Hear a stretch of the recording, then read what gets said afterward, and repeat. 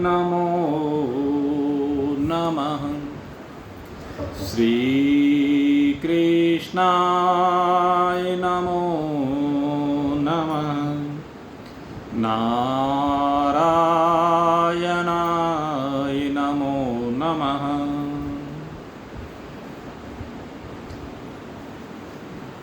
उपस्थित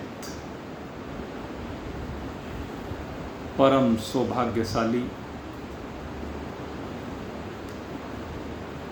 स्वरूप पथ पर निरंतर श्रद्धापूर्वक अपने पग आगे बढ़ाते जिज्ञासुवृत्त, अभी तक श्री विचार सागर ग्रंथ में आपके सन्मुख दो विषयों को रखा गया है। एक वस्तु निर्देश मंगल है, जिसमें विषय बताया गया है इस ग्रंथ का। इस ग्रंथ का विषय केवल और केवल ब्रह्म है, उसकी प्राप्ति है। दूसरे, इस ग्रंथ की महिमा बताई गई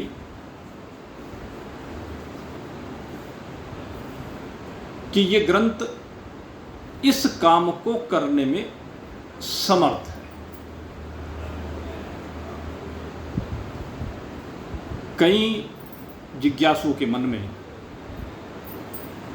अब तक जो चर्चा हुई है उसको लेकर के कुछ शंकाएं स्वाभाविक है। वैसे तो जितना भी स्वाध्याय है वह सब शंका निवारण के लिए ही है, लेकिन क्या है कि व्यक्ति अपनी शंका का निवारण करने के लिए शीघ्र से शीघ्र प्रयास करता है, चाहे साधन में तत्पर हो या ना हो, लेकिन शंका का निवारण एकदम जरूर चाहता है, होना भी चाहिए।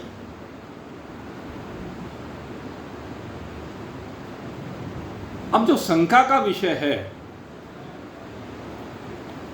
वो मुख्य रूप से ब्रह्म और ईश्वर को लेकर के मन सशंकित होता है। यद्यपि इस विषय के ऊपर बहुत गहराई से विस्तृत चर्चा की जा चुकी है, लेकिन फिर भी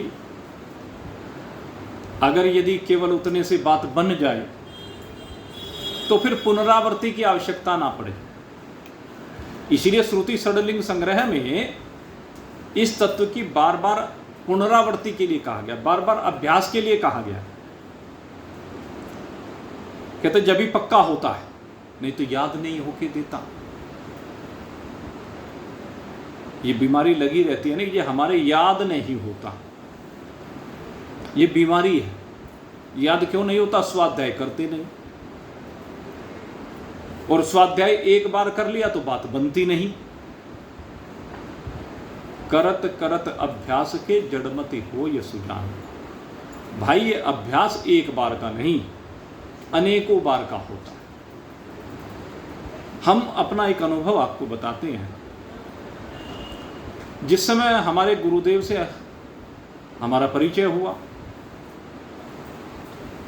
तो दो कथाएं सुनने को मिली, अच्छी लगी, लेकिन श्रद्धा नहीं बनी। क्योंकि किसी ने कहा भाई आ जाना, उनकी शर्म के लिए, उनकी शर्म के कारण कह लीजिए, एक फॉर्मेलिटी पूरी करने के लिए हम चले गए। यद्यपि कथा बहुत अच्छी लगी, वास्तविकता थी, लेकिन फिर भी श्रद्धा नहीं बनी। फिर उन्होंने ही एक कैसेट हमें दे दी, कहने लगे लो एक बार एक ये कैसेट सुनना। अब वो कैसेट हमने ली और कैसेट को लेकर के हमने सुना, समझ में आई कुछ थोड़ी सी बात, कैसेट अच्छी लगी, और जब अच्छी लगी तो हमने सोचा भाई एक से तो इससे तो बात कैसे बनेगी, लेकिन कैसेट एक ही थी। हमने कहा तुम इसको बार बार सुनो, और आपको सुनकर के ताज्जुब होगा वो कैसेट मैंने 50 बार सुनी कि 100 बार सुनी कि 200 बार सुनी कि 500 बार सुनी। उस एक कैसेट में यानी उस एक प्रवचन में इतना मसाला था, इतना माल था कि 500 बार सुनने के बाद भी ये नहीं कह सकते कि पूरी तरह समझ में आ गई। तो ये जो वेदांत का ज्ञान है, एक बार सुनकर एक बार पढ़ करके कोई ये सोचे कि भाई बात बन गई, गुरुजी ने सिर पे हाथ धर दिया, हो गया कल्याण। नहीं भाई, अगर ऐसे बात बन जाती तो बाली भगवान से ना कहता जन्म जन्म मुनि जतन कराही, हे प्रभु इस काम के लिए तो जन्म जन्म मुनि लोग यत्न कराते हैं। भगवान श्री कृष्ण जब गोपियों के साथ रास लीला खेल रहे थे, कर रहे थे रास, ब्रह्मा जी कहने लगे कि भाई ये भगवान श्री कृष्ण ने क्या कर रखा है, एक कृष्ण करोड़ों गोपियां, ये तो अनाचार फैल जाएगा। ये अवतार होकर के ऐसी लीला करता है। ब्रह्मा जैसे की बुद्धि मोहित हो गई, और जब ब्रह्मा जी की बुद्धि मोहित हुई, कहने लगे क्या करें। अब नारद जी ब्रह्मा जी के पुत्र हैं वैसे तो, लेकिन नारद जैसे वहां ज्ञानी सिद्ध अनेक थे, उस रास में भाग ले रहे थे, और उन्होंने ब्रह्मा जी को दृष्टि दी। कहने लगे आप सारी सृष्टि की संरचना करने वाले हैं, आपको ये गोपियां दिखाई दे रही हैं? हे ब्रह्मदेव, ये रास करती हुई आपको गोपियां दिखाई दे रही हैं?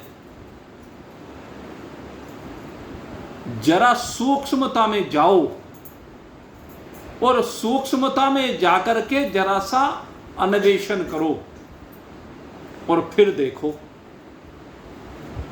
अब जैसे ही ब्रह्मा जी को ये कहा, सिद्धों ने, ब्रह्मा जी ने दृष्टि घुमा करके देखा, और जैसे दृष्टि जिस गोपी पर भी दृष्टि पड़े, बुद्धि चकरा जाए, क्योंकि वो जो गोपी है उनमें संत दिखने लगे। अब गोपियां नहीं दिख रही हैं, संत दिख रहे हैं, और जन्म जन्मांतर से संत दिख रहे हैं। एक जन्म की साधना नहीं थी उनकी, अनेकानेक जन्मों से वो साधना करते करते करते आज भगवान के साथ एक रूपता को प्राप्त हुए। तो वे जितनी भी गोपियां थी, आप कहां भगवान श्री राम के समय का चिंतन करके देखो। भगवान श्री राम का जब अवतार हुआ त्रेता युग में, तो अब से लगभग 10 लाख वर्ष पूर्व भगवान श्री राम का अवतार 10 लाख साल हो गए होंगे, क्योंकि 8,64,000 साल का बीच में द्वापर राज चला गया, 5,000 से ज़्यादा साल कलयुग के भी चले गए, और फिर द्वापर में से पहले जो त्रेता था उसका भी काल था। तो मैं अंदाजे से कह देता हूँ 10 लाख साल, सही तो मुझे भी नहीं पता भाई, अंदाजे लगाया जा सकता है।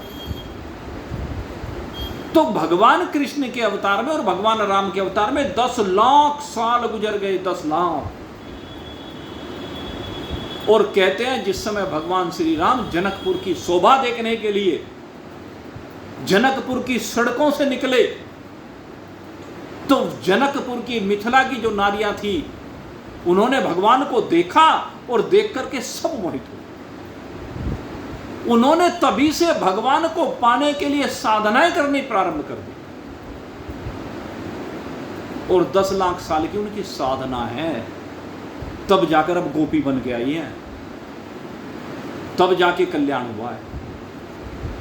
लेकिन आप ये मत सोचिए कि ये बात मैं आपके लिए कह रहा हूं, ये तो उदाहरण है, आपके लिए ये बात नहीं है। ये बात भक्ति मार्ग वालों के लिए है, उपासकों के लिए है। ज्ञान मार्ग में ये बात नहीं है, क्योंकि भक्ति मार्ग में क्रम मुक्ति है।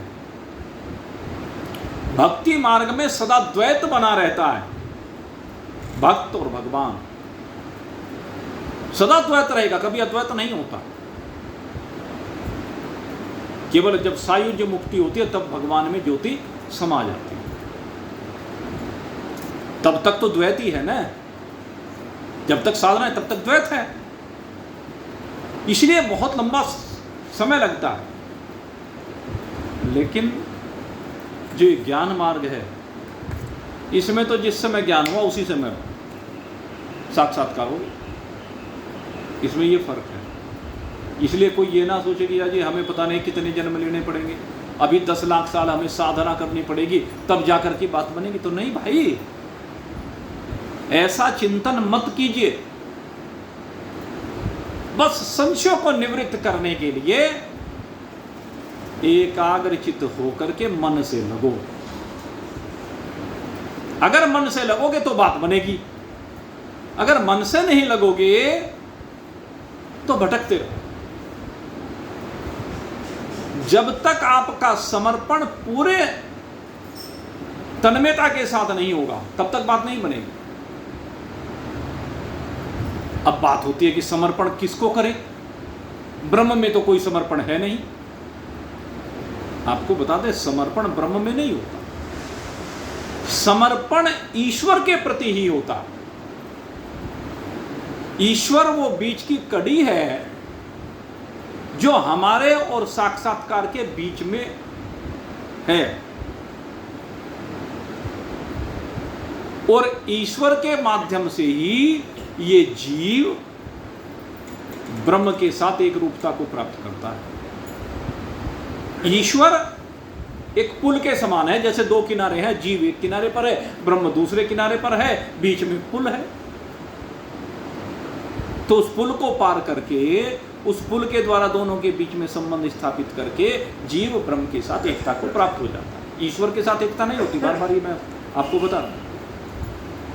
तो जो ये ईश्वर हैं, ये हमारे सहायक हैं, पग पग पर सहायक हैं। जब आप ज्ञान मार्ग के माध्यम से आगे बढ़ते हैं और जब आप भक्ति मार्ग के माध्यम से आगे बढ़ते हो, तो दोनों साधना भिन्न प्रकार की। इन दोनों ही साधनाओं में भिन्नता है। अगर भक्ति मार्गीय साधना की बात करें तो उसमें भगवान की प्राप्ति है, और भगवान की प्राप्ति के लिए भाई जब भी भगवान के साथ तार जुड़ जाते हैं, भगवान आ जाते हैं। लेकिन वो तार जोड़ना इतना आसान नहीं होता है वो भी, लेकिन जैसे जुड़ता है वैसे उसका काम बनने लगता है। और वो काम क्या बनता है? एक बार बनता है, सदा सदा के लिए नहीं बना। आपके तार जुड़े, भगवान का दर्शन हो गया, फिर भगवान ओझल हो गए।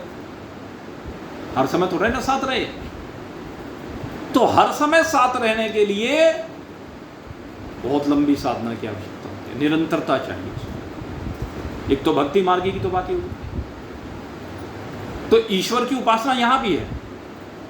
लेकिन जो ज्ञान मार्ग है उसमें ईश्वर हमारा कैसे सहयोगी है? ज्ञान मार्ग में ईश्वर से प्रार्थना की जाती है। ईश्वर से क्या प्रार्थना की जाती है? जिज्ञासु के द्वारा कि हे प्रभु, आप गुरु हैं। ईश्वर को क्या कहा जाता है? आप गुरु हैं, आप हमारे ऊपर कृपा कीजिए। अपार संसार समुद्र मध्य समज्जते में किं शरणमस्ति, गुरु कृपालु कृपया वदितः। भगवान को ही गुरु मान करके क्या कहना है? गुरु कृपालु कृपया वदितः, विश्वेश पादाम्बुज तीर्गणों कहा। इस संसार सागर को पार करने के लिए विश्वेश ही सबसे बड़ी दीर्घ नौका लेकर चलने वाले हैं। वो विश्वेश्वर, वो ईश्वर। ईश्वर रूपी गुरु की आवश्यकता है। और ईश्वर जब पात्रता देखते हैं, समर्पण देखते हैं, भगवान को मानने में, यहां देखो भेद है, ये इस बात को समझने की आवश्यकता है।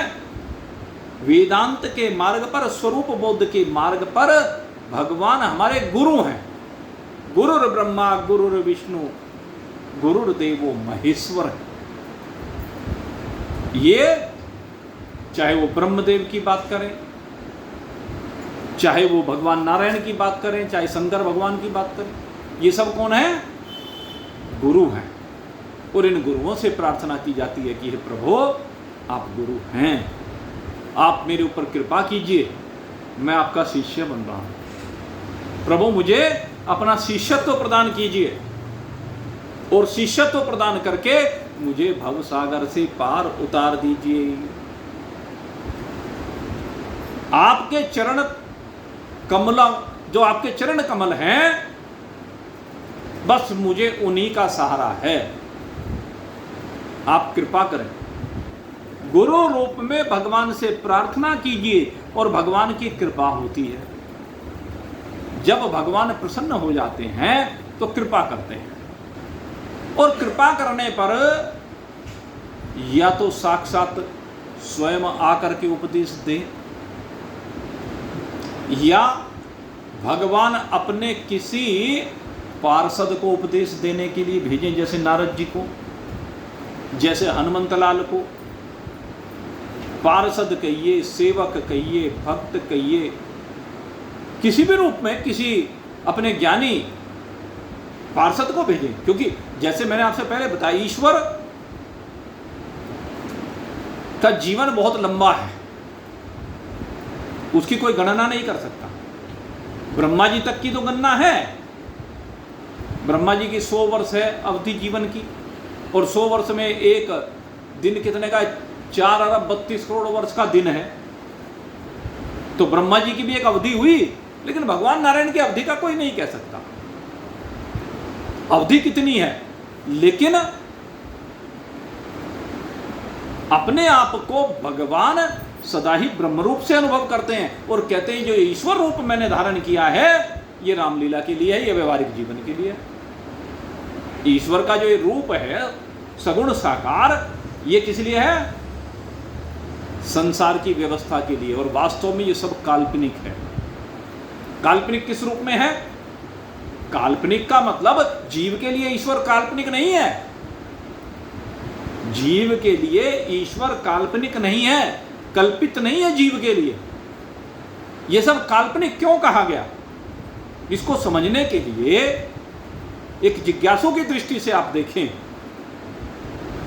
जिज्ञासु की जो दृष्टि होती है, उस दृष्टि से जब आप देखेंगे तो उस समय तक ईश्वर सत्य है। लेकिन जिस समय ज्ञानी की दृष्टि से देखेंगे, तब आपको अपने में ये सब कल्पित दिखाई देगा। और कैसे कल्पित दिखाई देगा? अब विषय वो है। कहते हैं जिस समय स्वप्न की अवस्था में आप हैं और स्वप्न से आप जागते हैं, स्वप्न से जागने पर जितना स्वप्न का प्रपंच है उसे आप क्या कहते हो? काल्पनिक कहते हो कि नहीं कहते हो? ऐसे ही जिस समय ये जीवता रूपी स्वप्न टूटेगा, ये जीवता रूपी स्वप्न भी तो है, और कब से चला आ रहा है? कहते इसका कुछ पता नहीं। जन्म जन्मांतर से जीवता रूपी स्वप्न चला आ रहा है, और इस जीवता रूपी स्वप्न में न जाने कितने वाहनों में बैठ करके यात्रा की है। कभी मनुष्य शरीर के वाहन में, कभी देव शरीर के वाहन में, कभी ऋषियों के शरीरों के वाहन में, कभी कुकर सूकर के वाहन में, कभी चींटी के वाहन में, कभी मछली के वाहन में, कभी मच्छर के वाहन में, हैं? कभी गंदी नाली के कीड़े के वाहन में। ये मत सोचना पता नहीं कितने वाहनों में अब तक यात्रा कर चुके हैं, और इन सब वाहनों में जो ये जीव यात्रा कर रहा है, कहते हैं जिस दिन ये जीवात्मा का स्वप्न टूटता है, अर्थात उसकी यात्रा पर्यवसान को प्राप्त हो जाती है, जीवात्मा का स्वप्न टूटना, एक तो एक शरीर से निकल के दूसरे शरीर में चला गया, अब इस मनुष्य शरीर में यात्रा कर रहा है, अच्छे कर्म किए तो आगे देव शरीर में बैठ करके यात्रा करनी प्रारंभ कर दी, तो स्वप्न नहीं टूटा। एक और जो है वो स्वप्न देखना शुरू कर दिया, कौन सा? या मनुष्यत्व का स्वप्न देख रहा था, वहां देवत्व का स्वप्न देखना शुरू कर दिया। बस स्वप्न तो बना रहा ना, लेकिन जिस समय स्वरूप का बोध हो जाता है तो उस समय सदा सदा के लिए स्वप्न टूट जाता है। और स्वप्न टूटने पर जैसे रोज आप स्वप्न में देखते हैं और सारा प्रपंच कुछ ही देर के बाद आपको मिथ्या लगने लगता है, काल्पनिक लगने लगता है, मन का संकल्प लगने लगता है, ऐसे जीवता का स्वप्न टूटने के बाद ये सारा संसार, ये अनेक वाहन जिनमें आपने यात्राएं की हैं, अनेक कृपाएं जिसकी भी आपके ऊपर हुई हैं, माता की, पिता की, गुरु की, ईश्वर की, वो सब भी कल्पना ही दृष्टिगोचर होने लगती है। ये उस स्थिति की बात है। उस स्थिति में जाकर सारी कल्पनाएं दिखने लगती हैं। क्यों?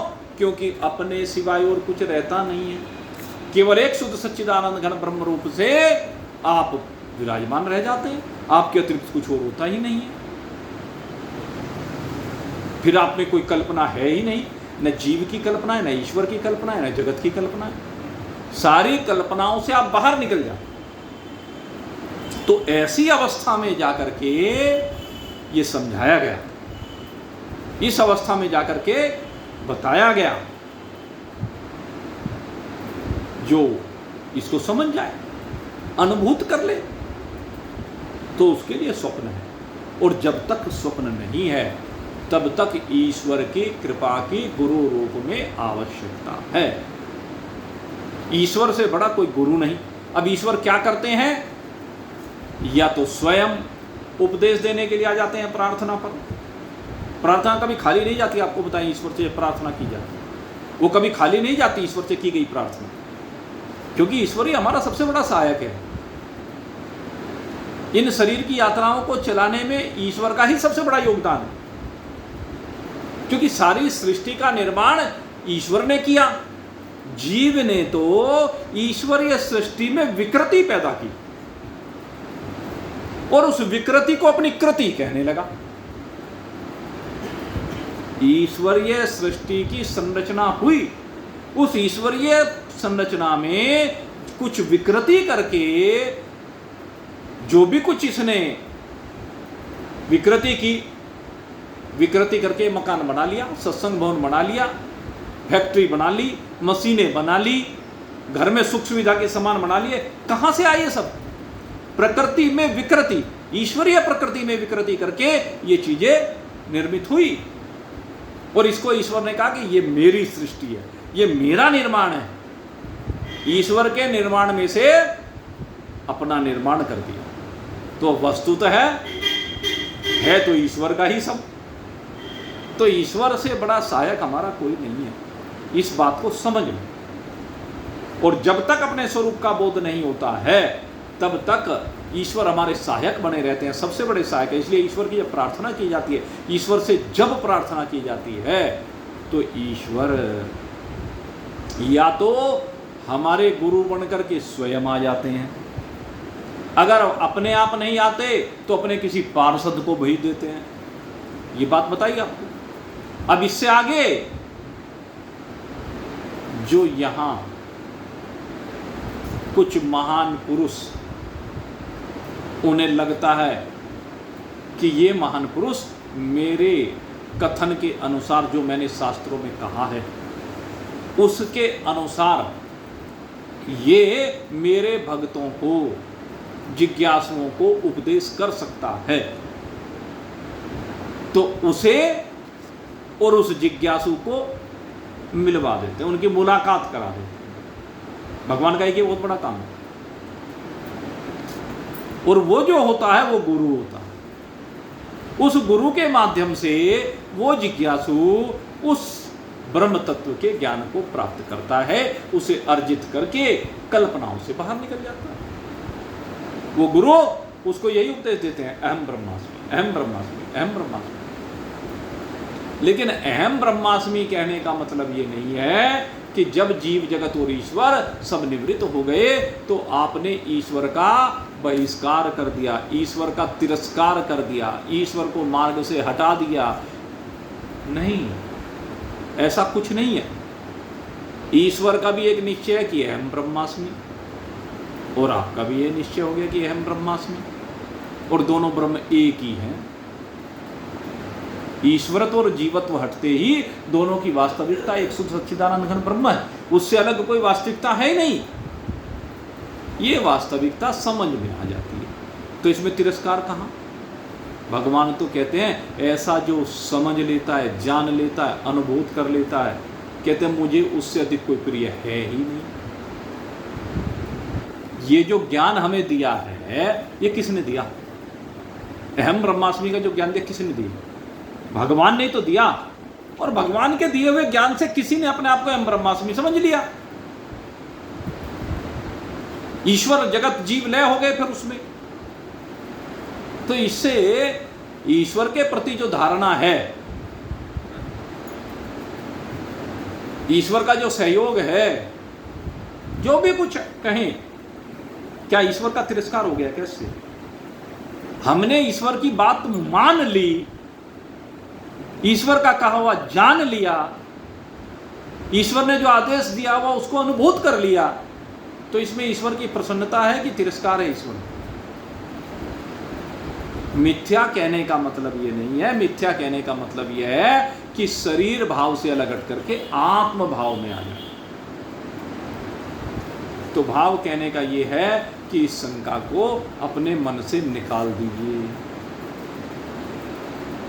और एक बात आई, कहने लगे जी ये हमें होता क्यों नहीं आत्मज्ञान? तो भाई महान पुरुषों ने इसके पीछे कुछ कारण दिए। एक तो जन्म जन्मांतर के जो संस्कारों के कारण से अंतःकरण की मलिनता दूर नहीं हुई। सबसे बड़ी कमी क्या है? जन्म जन्मांतर के संस्कारों के कारण से जो अब तक मन की मलिनता को दूर नहीं कर पाए, राग द्वेष को दूर नहीं कर पाए। अविद्या, अस्मिता, राग द्वेष और अभिनिवेश, ये पंच क्लेश हैं। इन पंच क्लेशों को जब दूर नहीं कर पाए तो मलिनता रहेगी। दूसरा एक बहुत बड़ा कारण है, कहता भेदवादी पुरुषों का संग, जिनकी दृष्टि भेदवादी है, अर्थात चाहे वह द्वैतवाद हो चाहे त्रैतवाद हो, कोई सा भी वाद हो, वाद तो वाद ही है भाई। वाद माने झगड़ा। जहां पर जाकर के समस्त वादों की निवृत्ति हो जाती है वो मेरा ब्रह्म है, वो मैं ब्रह्म हूं। तो ये जितने भी वाद हैं इनकी निवृत्ति जरूरी है। द्वैतवाद, त्रैतवाद, ये सब के सब राह की बाधा है भाई। और ये क्यों होती है?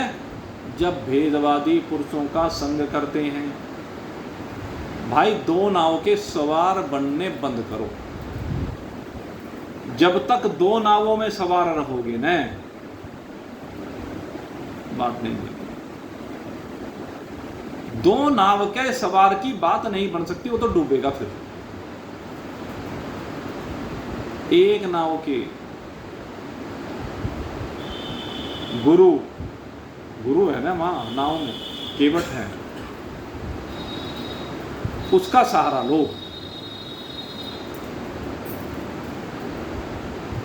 जब गुरु के चरण कमलों का सहारा एक का लिया जाता है तो फिर एक तरफ दिमाग रहता, वो 70 तरफ दिमाग को नहीं भटकाता, नहीं तो बार बार ला करके बीच में कुछ ना कुछ घुसेड़ देगा, अब वो ज्ञान फिर गड़बड़ हो जाता है।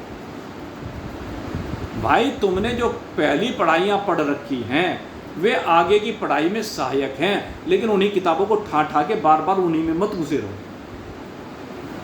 उन्हीं परंपराओं में मत घुसे रहो, उनसे ऊपर उठो। जूनियर में आने के बाद प्राइमरी की किताबों को उठा के रख दिया जाता है, बेच दिया जाता है रद्दी में, रद्दी हो जाती है वो। तो ठीक वही बात है, जब आप भक्ति योग में आ जाते हैं तो कर्म योग रद्दी हो गया आपके लिए, ये समझ लो। स्वाभाविक शरीर से अपने आप हो रहा है वो एक अलग बात है, गुण गुणों में बरत रहे हैं वो एक अलग बात है, लेकिन आपकी अगर उस कर्म योग में फिर भी आसक्ति बनी हुई है तो भाई दो नाव के सवार हो गया। और फिर जब ज्ञान योग में आप आ जाते हैं तो ज्ञान योग में आने के बाद ये कर्म योग और ये उपासना, ये दोनों आपके लिए छुट्टी, इन दोनों की भी। और अगर करते रहोगे तो फंसे रहोगे, यही तो भेदवादी पुरुषों का संग है। तालियां पीटते रहो, बजाते रहो तालियां, मजा तो उसमें भी आएगा, जितने समय ताली बजाओगे मजा तो आएगा उसमें। जब ज्ञान के सत्संग में आ गए तो ज्ञान के सत्संग में आ गए भाई, अब जयराम जी की करो, ऊपर बढ़ो। जो व्यक्ति एमए की पढ़ाई कर लेता है वो मास्टर बन जाता है, और मास्टर बनने के बाद उसके नीचे की पढ़ाई, ठीक है उनका उपयोग हुआ, जो उनकी बदौलत उनके सारे वहां पर पहुंचा, उसमें कोई दो राय नहीं है। लेकिन अब उसे उन पढ़ाइयों को पढ़ने की आवश्यकता नहीं रही है, उनमें घुसने की आवश्यकता नहीं रही है। आगे उसे पीएचडी करनी है, रिसर्च करनी है। कौन सी रिसर्च करनी है? अपनी रिसर्च करना प्रारंभ करो। मैं कौन हूं? जिज्ञासु अपनी रिसर्च करता है ज्ञान योग में आने के बाद, और गुरु उस रिसर्च में उसका सहायक होता है। जब भी कोई पीएचडी करता है तो पीएचडी पहले किसी पीएचडी किए हुए के निर्देशन में करता है। जिसने पहले पीएचडी कर रखी है वो उसे दिशा निर्देश देता रहता है, उसके अनुसार वो अपना मैटर तैयार करता रहता है, अपनी पढ़ाई करता रहता है। और फिर जब वो मोहर लगा देता कि हाँ अब मोहर लग गई, अब दिखा तो परीक्षा दे, और जैसे ही वो परीक्षा में सफल हुआ, काम हो गया वो भी पीएचडी। फिर दोनों का भेद समाप्त हो गया, दोनों में फिर कोई भेद नहीं रहता। तो ज्ञान योग में आने के बाद फिर वे चीजें अगर पकड़े रहोगे तो बंधे रहोगे भाई। ठीक है, समय व्यवहार वो एक अलग बात है, समय है, व्यवहार है, परंपराएं हैं, उनका निर्वाह होता रहे, कोई दिक्कत नहीं, होता रहे, ये चीज का ध्यान रखना। करते रहे नहीं, होता रहे और करते रहे में फर्क है। होता रहे तो होता रहे, गुणा गुणेषु वर्तन्ते, लेकिन आपकी आसक्ति नहीं होनी चाहिए। अगर आसक्ति अब भी उसी में घुसे पड़े हो तो भाई बात बनने वाली नहीं है। इसलिए इस बात को अच्छी प्रकार से समझ लो, ये सारा कल्पना अवधि अपार स्वरूपमम, आपका स्वरूप तो अगाध्य है, अपार है, अनंत है, असीम है, निर्गुण है, निराकार है, अचिंत्य है, अव्यक्त है, दृष्टा हैं, आप साक्षी हैं, आप चैतन्य हैं, आप सत्य हैं, आप चित्त हैं, आप प्रकाश स्वरूप हैं, आप ज्ञान स्वरूप हैं, सब कुछ के प्रकाशक हैं। आप ही केवल वो पदार्थ हैं जिसे कहते हैं शिवोहम। और बाकी लहरी विष्णु महे विधि रवि चंदा वरुणयम शक्ति धनेश गणेश, ये सब लहरियां हैं और ये सब आपको अनुभूत होंगी। और अनुभूत होने के बाद ही आप अपने उस स्थिति में विराजमान होंगे जिस समय इनको लहर रूप से समझ लेंगे और अपने को जल रूप से समझ लेंगे तो सारी लहरें आप में लय हो जाएंगी। फिर केवल एक अकेले ब्रह्म मात्र शेष रह जाते, भ्रम हट करके ब्रह्म मात्र शेष रह जाते। तो इसलिए अपने दिमाग से शंकाओं को निकाल दीजिए। इन शंकाओं का निकलना बहुत जरूरी है, इन संशयों से बाहर निकलना बहुत जरूरी है। और फिर विचार सागर तभी पल्ले पड़ेगा भाई। इसलिए विचार सागर का अध्ययन जब आप कर रहे हैं तो विचार सागर में प्रवेश कीजिए। और विचार सागर में प्रवेश करने के लिए अब तीसरा इसका विषय आ रहा है अनुबंध। अब क्या है? अणुबंध। स्वामी निश्चल दास जी कह रहे हैं कि अगर यदि आप इस ज्ञान को प्राप्त करना चाहते हैं तो अब कुछ बंधनों में बंधना पड़ेगा। जी आप तो खोलने की बात करते थे, अब यहां बांधने की बात करने लगे, कहने लगे हाँ, जब बंधन में बंधोगे तभी तो खुलोगे, जो बंधन में बंधा ही नहीं है तो खुलेगा क्या। कहते हैं हम पहले तुम्हें थोड़े से बंधनों में बांधना चाहते हैं, और ये जो बंधनों में बांधना चाहते हैं यही बंधन आपके वास्तविक बंधनों को काटेंगे। ये बंधनों की जंजीरें जो हम आपको दे रहे हैं यही वास्तविक जंजीरों को काटेंगी। इसलिए अनुबंध है, और अणु लगाया पहले। अणु माने सूक्ष्म से बंधन, या कह लीजिए ये बहुत सूक्ष्म विचार है जो आपको बंधनों से बाहर निकालेंगे। हैं? जैसे कहते हैं ना, गर्मी को गर्मी मारती है, सर्दी को सर्दी मारती है, एक कहावत है, लोहे को लोहा काटता है। ऐसे ही यहां पर बंधन को बंधन काटे। आरोप होगा तभी तो अध्यारोप होगा। तो अब यहां पहले बंधन बता रहे हैं या पात्रता बता रहे हैं। ये 4 बंधन क्या हैं, अब इनकी चर्चा स्वामी निश्चल दास जी करने जा रहे हैं। चौपाई में है, गोस्वामी जी की तरह से है खाम, कहीं दोहा, कहीं चौपाई, कहीं सोरठा, कहीं छंद। ये क्या, ये आभूषण है। जैसे महिलाएं आभूषण कौन पहनती है ना, किसी अंग में अंगूठी, किसी अंग में कंगन पहना, किसी अंग में कुंडल पहने, किसी अंग में हार पहना, ऐसे ही जो है श्रृंगार कर रखा है विचार सागर। अब यहाँ अब तक तो दोहे सुने आपने 8, अब जो है चौपाई है। नहीं अनुबंध पिछाने जो लो, होवे न परवृंत सुघर नर तोलो, जान जिने यह सुनहि प्रबंधा, कहूँ मैं या तहि ते अनुबंधा। कहते हैं जिस व्यक्ति ने भी इन अनुबंधों को पहचान लिया वही सुघर हो जाते हैं। सुघर माने विवेकी हो जाते हैं, जानकार हो जाते हैं, समझदार हो जाते हैं। और जिन्होंने नहीं जाना तो कहते हैं वो मृत्यु समृत्यु मापनोति, वो बारंबार मृत्यु से मृत्यु को प्राप्त होते रहते हैं, बंधन से बंधन को प्राप्त होते रहते हैं। इसलिए अब मैं ये अनुबंध कहता हूं। कौन कौन से अनुबंध? अधिकारी संबंध, विषय प्रयोजन मेली चव। अधिकारी, संबंध, विषय और प्रयोजन, 4 चीज कहते हैं ये मिलकर के अनुबंध 4 प्रकार का अनुबंध होता है। एक अधिकारी होता है, एक संबंध होता है, एक विषय होता है, एक प्रयोजन होता है। इन 4 को ध्यान रखना।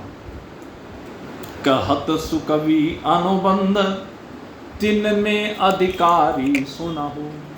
कहते हैं अब सबसे पहले हम अधिकारी का वर्णन करते हैं। कहते हैं अधिकारी कौन है? कहते हैं काहे का अधिकारी? कहते हैं जो विचार सागर आपको पढ़ाया जा रहा है इसका अधिकारी। और ये सबसे बड़ा विषय है भाई। अधिकारी जो है ये अपना परीक्षण का समय है। इसमें जो अधिकारी बताया जा रहा है वो क्या है? हमारे परीक्षण का समय है। हमें अपने अंदर झांक करके देखना है। जहां अधिकारी तो ना मिले, घबराओ मत, उसे पैदा करो। जहां पे कमी दिखाई दे उस कमी को दूर कर लो, बन गए अधिकारी। परीक्षा देनी है, पढ़ा नहीं अभी तो फेल होने का डर है, इसलिए अधिकारी नहीं है परीक्षा के। लेकिन जब पढ़ लिया तो फिर तो अधिकारी बन गए ना। नहीं पढ़ा तो अब पढ़ लो भाई, क्या दिक्कत है। कहने लगे घबराने की जरूरत नहीं, अब पढ़ लो, अब भी काम चल जाए। जैसे शिक्षक बच्चों को बार बार समझाते रहते हैं ना, अरे भाई अभी कुछ नहीं बिगड़ा, अभी तो 3 महीने रह रही परीक्षा के, और समय बीता 1 महीना रह रहा, अरे भाई 15 दिन रह रहे, चल अब भी पास हो जाएगा, अगर अब भी मेहनत कर रहे 15 दिन जी जान से, कर तो सही। तो वही बात है, कोई बात नहीं, अब तक अगर अधिकारी नहीं है तो कोई चिंता करने की बात नहीं है। अब बन जाइए जहां जहां, तो अब अधिकारी की बात यहां पर करने जा रहे हैं। अधिकारी किसे कहते हैं, कौन अधिकारी होता है? वेदांत ग्रंथ का, वेदांत के श्रवण का, गुरु से वेदांत सुनने का अधिकारी कौन है? और अपनी अपनी पहचान कर लेना, और पहचान करके देख लेना। जो कहते हैं हमने ज्ञान की चर्चा तो बहुत सुन ली लेकिन बात बन के नहीं दे रही, तो बात ना बनने का कारण इसमें स्पष्ट आ जाएगा। और घबराओ मत, जो आपके सामने कमी निकल करके आए उसे तुरंत दूर करने के लिए लग जाओ, दिन रात एक कर दो। तो आइए अब जो है अधिकारी के विषय को कहने जा रहे हैं। मल विक्षेप जाके नहीं किंतु एक अज्ञान, होवे 4 साधन सहित नर, सो अधिकृत मतिमान।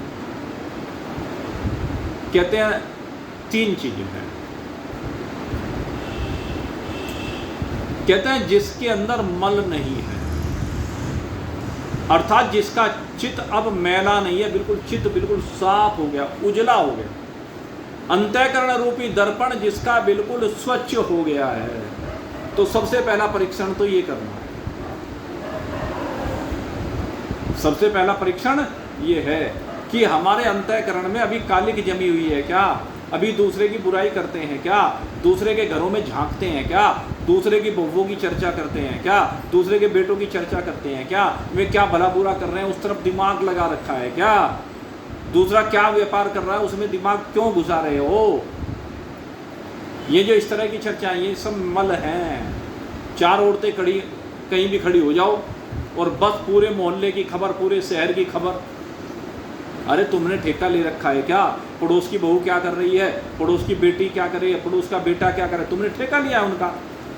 अपने प्रारब्ध के अनुसार, अपने संस्कार के अनुसार जो कर रहे हैं करने दो, तुम क्यों चर्चा करते हो उनकी?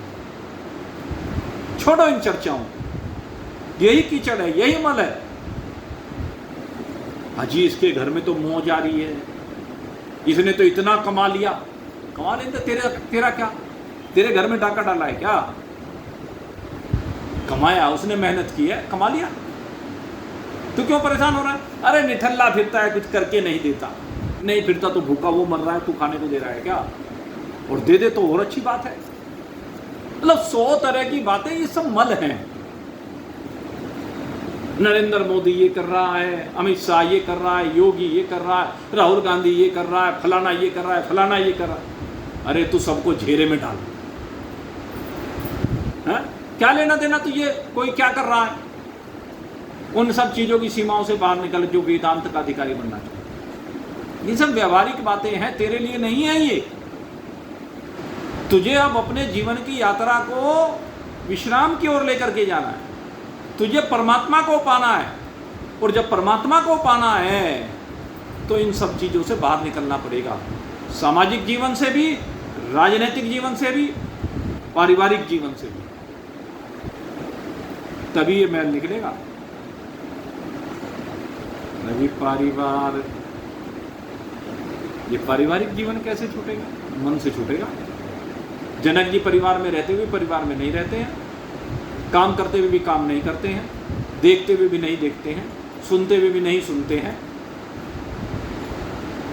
परिवार तो आपके मन के अंदर ही तो बसा हुआ है, राजनीति तो आपके मन के अंदर बसी हुई है, सामाजिकता तो आपके मन के अंदर बसी हुई है।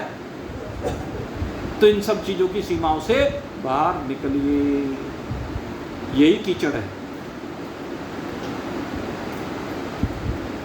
कीचड़ में अगर गुलाब जल भी डाल दोगे तो वो भी कीचड़ ही बना देगा। तो अच्छा बुरा सब मिलके कीचड़ बना हुआ। तो पहली शर्त यह है कि आपके अंदर कीचड़ है कि नहीं है। आपने कीचड़ साफ कर दिया कि नहीं कर दिया है? आपने साफ जल डाल करके, झाड़ू लगा करके कीचड़ साफ कर दिया या नहीं कर दिया अपने अंतःकरण? अगर अंतःकरण के कीचड़ को साफ कर दिया है तब अधिकारी हो। यह है मल। तो सबसे पहला काम तो ये। दूसरी बात कही विक्षेप। विक्षेप माने विक्षेप। विक्षेप माने चित्त की चंचलता, चित्त का विकारों की ओर जाना, चित्त का भटकाव शब्द स्पर्श रूप रस गंध की ओर, यह विक्षेप है। अगर ये दोनों निमट लिया तब कहते हैं आप वेदांत के अधिकारी हो। अगर ये दोनों नहीं निमटे तो आप वेदांत के अधिकारी नहीं हो। इसलिए अगर वेदांत का अधिकारी बनना है तो ये दोनों चीज दूर हो जानी चाहिए। और नहीं तो कितनी ज्ञान की चर्चा सुनते रहना, तो भाई काम बनता नहीं। ठीक है, अच्छा तो रहेगा लेकिन मंजिल नहीं मिलेगी, अधूरापन रहेगा।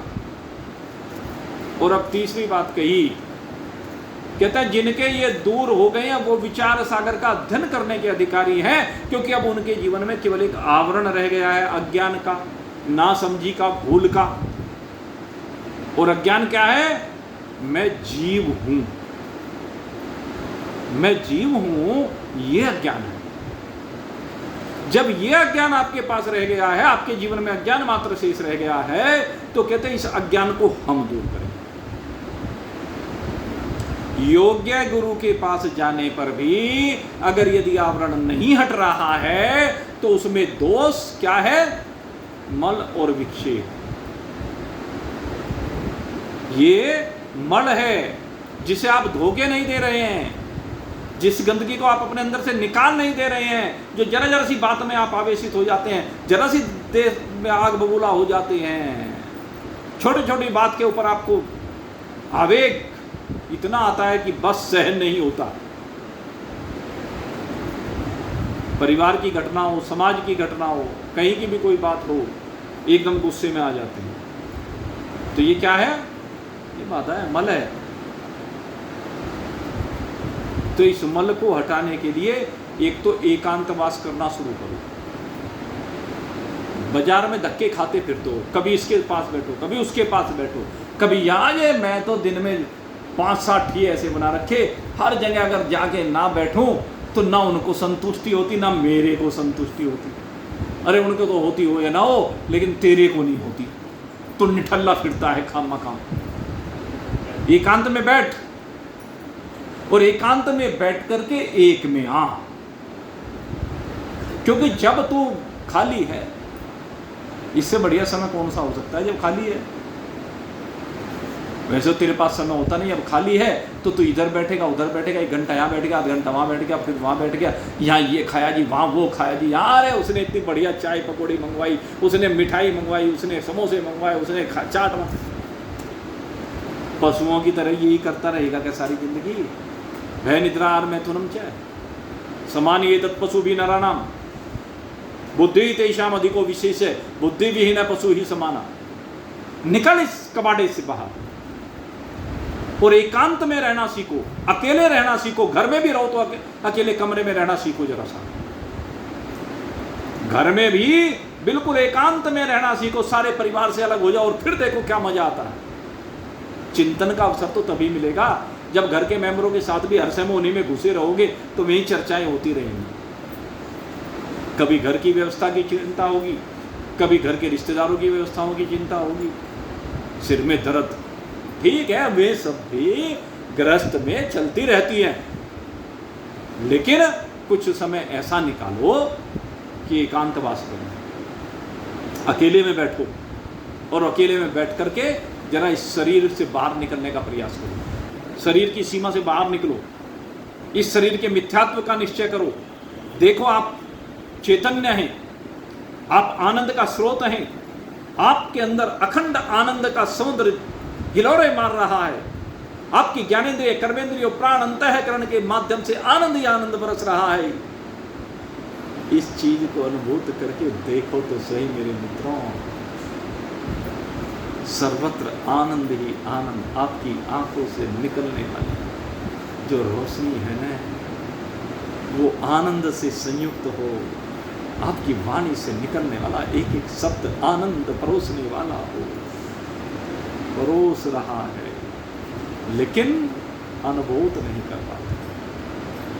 जरा इस दिल को लगा, इस दिल के तुम नजदीक जरा से आओ, इस दिल के तुम नजदीक जरा से आओ, है दिल ही में दिलदार कि दर्शन पाओ, है दिल ही में दिलदार कि दर्शन पाओ। दिल धड़क धड़क कर बोले, प्रियतम की खिड़की खोले, दिल धड़क धड़क कर बोले, प्रियतम की खिड़की खोले। दिल धड़कता हुआ एकांत में जब विराजमान हो गए अपने प्रभु के प्रेम में, अपने स्वरूप के आनंद के लिए जब धड़केगा ये दिल, तो प्रियतम की खिड़की खुल जाएगी। आनंद के सारे स्रोत आपको अनुभूत होने लगे, आनंद ही आनंद बरसता हुआ आपको दिखाई देगा। दिल धड़क धड़क कर भोले, प्रियतम की खिड़की खोले। और जैसे प्रियतम की खिड़की खुलेगे, अनुभव की खनकते हिता की तार मिलाओ, तब खनकेंगे अनुभव की तार। कहते ये अनुभव नहीं हो के देता, क्यों नहीं होता? दिल में बैठे हुए दिलदार से मुलाकात करते नहीं हो, हर समय बस संसार में दिमाग लगाए रखते हो, संसार में खोए रहते हो। भाई अकेलापन सबसे बढ़िया है अगर उपयोग करो, और अकेलापन सबसे बड़ा शत्रु भी है अगर दुरुपयोग करो। दोनों बातें हैं। अकेलेपन को अपना मित्र बनाइए। अकेलेपन का जब भी समय मिले, अरे बस अपने तार जोड़ने शुरू कर दीजिए, और फिर देखो अनुभव होता है कि नहीं होता है। चुटकी बजाते ही हो जाएगा। जरा इस शरीर की सीमा से बाहर निकलो तो सही, ज्ञानेंद्रिय कर्मेंद्रियों की सीमाओं से बाहर निकलो तो सही, इस मिट्टी से बाहर निकलो तो सही। अच्छा, जब जीव यहां से जाता है तब भी तो अकेला जाता है। यहां से तो सबको छोड़ के चला जाता है ना। तो एक बार यही सोच के देख लो, कहने लगे मैं इस संसार को छोड़ रहा हूं, अब मेरा इस संसार को छोड़ने का समय आ गया, अब देखूं कौन दिखता है। तब आपको अपने आप में अपना परमात्मा दिखाई देगा। आप ही परमात्मा रूप से अपने आप को अवलोकित करो। करो इस बात को अनुभव। छोड़ के तो जाना ही है, तैयारी तो करी रखी है। आज हमारा एक मित्र चला गया, बड़ा खास मित्र था, जिसे कह देते हैं ना जिगरी यार कह देते हैं, जैसे बचपन के मित्र होते हैं। तो चला गया। एक अन्य मित्र से बात हुई। अब बात होने में मगर भाई ऐसा है, अब तक हमारे से ऊपर वाली पीढ़ी का मेला बिछड़ रहा था। मेला ही तो है, मेले भी तो आए हैं। उससे यही बात थी, अभी अब हमारे से ऊपर वाली पीढ़ी का मेला बिछड़ रहा था, उसको देख रहे हैं। कुछ हमारे से ऊपर वाली पीढ़ी के लोग हैं जो अभी यात्रा कर रहे हैं, मेले में अपना भागीदारी निभा रहे हैं, और अब हमारे मेले के बिछड़ने का समय आना शुरू हो गया। हमारे कई साथी हमें छोड़ छोड़ करके चले जाते हैं। वो जल्दी छोड़ के चल दिए मेले में से, उन्होंने अपनी दुकान को जल्दी समेट लिया, जल्दी छोड़ करके चले गए। और भाई जब वो छोड़ के चले गए, तुम्हारा भी भरोसा नहीं, हमारा भरोसा नहीं। किसका भरोसा है? क्या भरोसा कीजिए, इस जिंदगी का साथ देती नहीं कभी किसी का। किसी का साथ दिया क्या? भाई अरविंद बंसल चुटकी बजी और चले गए। योगिंदर जी, आज भाई सुशील हैं, सारे अब मुझे ये लगता हम साथ पढ़ने वाले, साथ रहने वाले हर समय के, कैसे चले गए? तो भाई मेले में से बिछड़ा, मेले में साथी बिछड़ रहे हैं, एक एक करके बिछड़ते जाएंगे, बिछड़ते जाएंगे। यहाँ से जीव को आगे अकेले यात्रा करनी है, लेकिन मैं कहना चाहता हूँ ये अकेले की यात्रा यहीं करना प्रारंभ कर दो। जरा संबंधों को, जरा काम को विश्राम देना शुरू कर दो, ज़्यादा भागा दौड़ी करनी बंद कर दो, ज़्यादा हाय तोबा करनी बंद कर दो। अब बहुत लोगों का मेरे साथ जो है उलाना रहता है, आप तो आते ही नहीं हो जी, हम ही आते हैं। कई लोग ये भी कहने लगे, अजी हम ही आ जाते हैं, आप तो आते ही नहीं हो। भाई मेरा जी नहीं करता, क्या करूं?